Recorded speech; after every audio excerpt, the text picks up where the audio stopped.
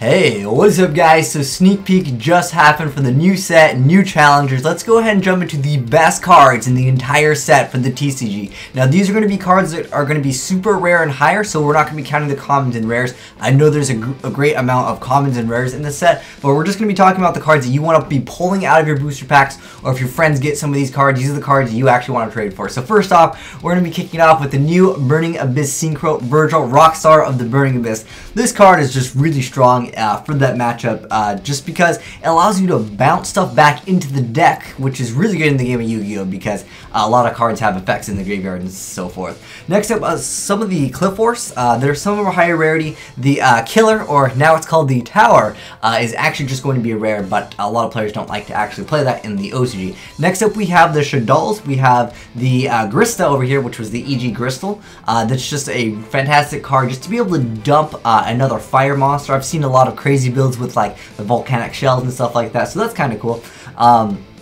Maybe you can start a Gem Knight Shadul deck. I just think it's cool just to be able to dump, like, you know, different things to the graveyard. Maybe you want to dump a Lone Fire, you can make a Plant Shadul deck. I just like the options to dump fires.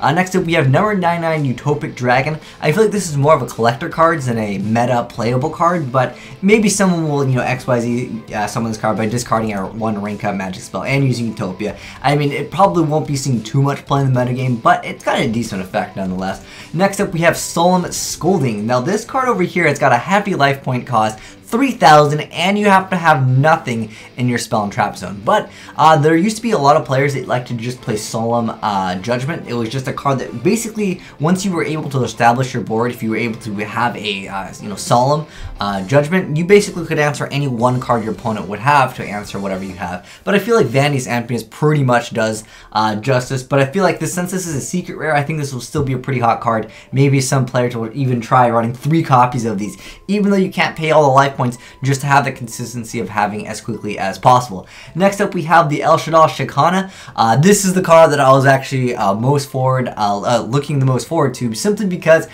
allows me to dump Glow Bulb into the graveyard. So if you guys want a cool Shaddai Quasar build, I'll have a link down below in that description box. It's a really fun deck.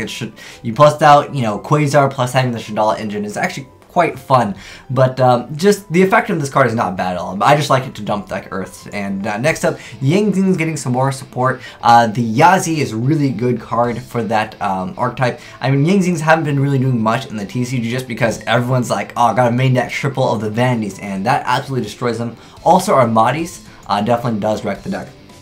Next up, we have Dark Rebellion XYZ Dragon, which I've talked previously about, but its effect is so short we can just jump into it right now. So it's a generic rank 4 that says you detach 2 materials from this card, target 1 face-up monster your opponent controls. Its attack becomes half its current attack, and if it does, this card gains that lost attack. Now, we already have Castile and 101 basically to get rid of stuff, but sometimes, you know, maybe it's in defense mode and, you know, 101 needs it in attack mode. Castile pretty much does the job, but I'm thinking maybe if you just want to do something for whatever reason, this card might come in handy. Plus it's dragon, sometimes there's just more things that you can use because it's a dragon or because it's dark. There's other reasons why you might want to make this. Definitely a great rank 4 generic one. Next up, we have number 39 Utopia Beyond.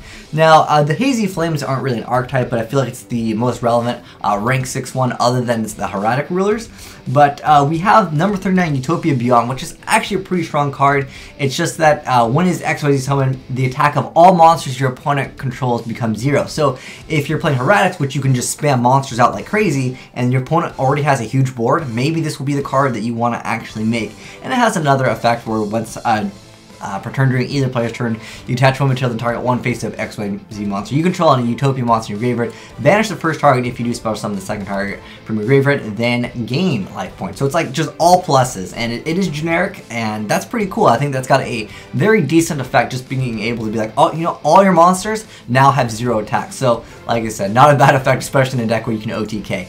Next up, we have Fire Lake of the Burning Abyss. I think this is more of a techie card. I don't know if players are going to be running 3 of it, but I still think it's going to be a relevant card in the TCG because we in the TCG love the Burning Abyss because it is our exclusive deck.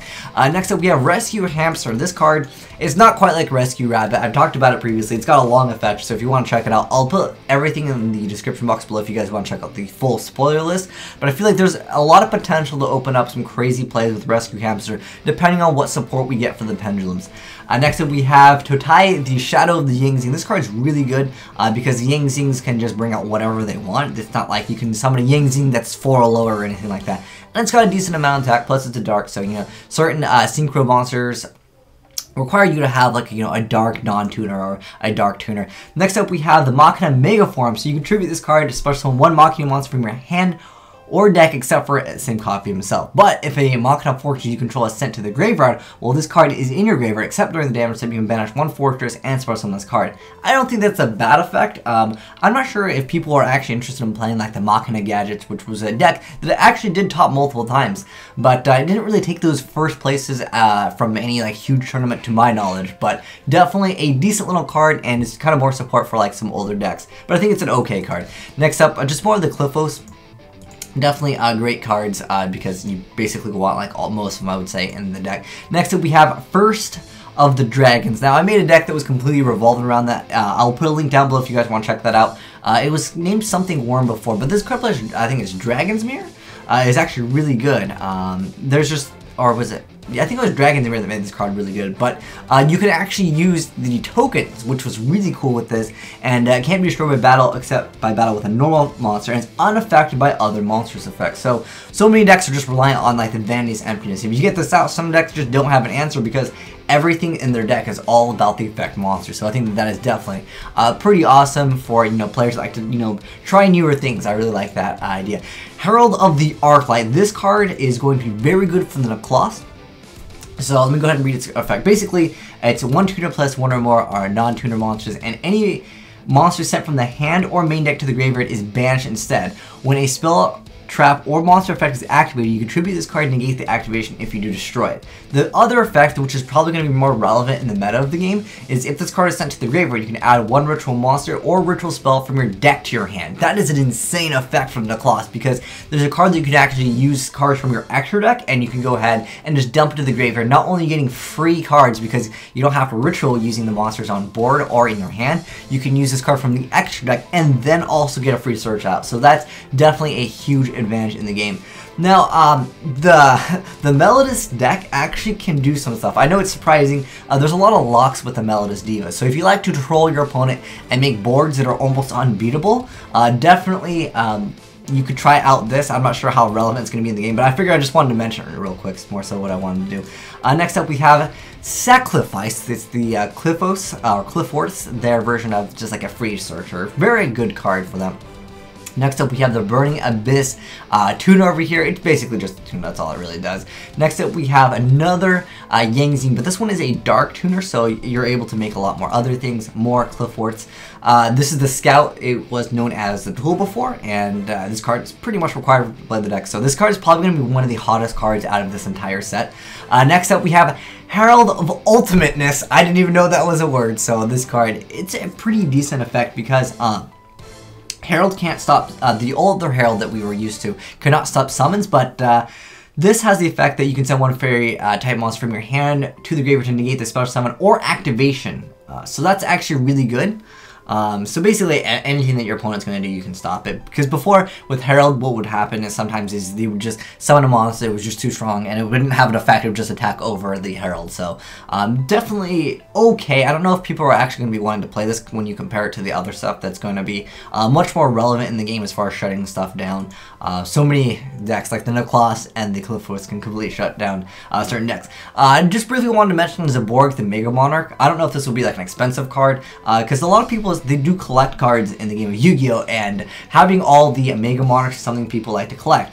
Now, it has a decent effect, so if you actually tribute summon by using a light monster, it gains the effect that you can choose the cards sent to the graveyard by your opponent's extra deck. Oh, I should have read the effect first, but anyways, so when it is tributed summon, you can target 1 monster on the field to destroy that, and if it was a light monster, both players send as many cards from their extra deck to the graveyard as possible, but no more than the destroyed monster's original level or rank. So you have potential to go through your opponent's extra deck and just get rid of all their good cards. That can happen. I don't know how relevant, like I said, it's going to be in the game, but I figured I'd mention it. Next up, we have the Satanite Triver, which is a pretty decent card. It has the effect that it can bounce back. Let me go just read its effect real quick. So it requires 3 level 4 Talonite monsters, and you can't special summon monsters during the turn this card is special summoned, except, of course, the Talonite monsters. When this card is XYZ summon, return all other cards on the field to the hand. That's a pretty decent effect, especially when you're going to be using multiple Call of the Haunteds in a deck like the Talonites. And then once per turn, you detach one material from this card, send a random card from your opponent's hand to the graveyard. If this card is sent to the graveyard while it has material, you can target a Talonite monster and special summon it. So a very decent effect for that archetype. I don't know how many players will actually be, willing to go for this card, because it is a hefty investment. And if something happens, like it gets stopped, then you're kind of looking at going a little bit minus. But I mean, if it goes off, being able to bounce back the Call of Haunted is pretty awesome.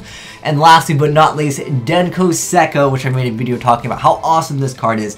This is the new Cold Wave, guys, so it cannot be special summoned, but while you control no set spell or traps, neither player can set spell or trap nor activate spell or trap cards that are set on the field. So that's pretty much a shot in the foot to any of the burn players. Burn players, if this card is summoned, I don't even know what you gotta do. This is gonna be just, you're gonna have to go for first turn or nothing, because burn is no longer gonna work if this card is out on board. Plus, it has a lot of potential to OTK. Maybe some Light Swarm players will just tech this in, because you summon this, you're pretty much home free to go Judgment Dragon, pop everything, and then who cares about this card? Your Judgment Dragon is there, it's blew up everything, and this card has decent attack too. So many of these cards with really good effects have mediocre attack, and 1700 is not anything to laugh about. But anyways, guys, that's going to be it for the best cards in this entire set. If you felt that like I missed out on anything, not including the commons and rares, I just want to talk about the cards that you will be hoping to actually pull out of your booster packs. For me, I'm excited that we'll see a little bit more support for the Yang Zings, because the deck is actually pretty decent. It's just that the way we've been playing this game, which is Vanity's Emptiness, it totally wrecks the deck, and the deck also loses to our Armadis. But there's actually more support for the Yang Zings coming out in the future, so we'll have to see how good the actual new support is going to be for that. But I'm actually most excited about the El Shaddai Shakana. But let me know, guys, what are you actually most excited about in this set, whether we mentioned it in the video or not. Personally, for me, I just like this. Being able to dump, Global to the graveyard is definitely very fun to do, because it opens up a lot of plays for a lot of decks. But anyways, thanks for watching, guys. Have a great day, and good luck if you're going to sneak peek and you pull some awesome cards. But thanks for watching, guys. Azneyes out.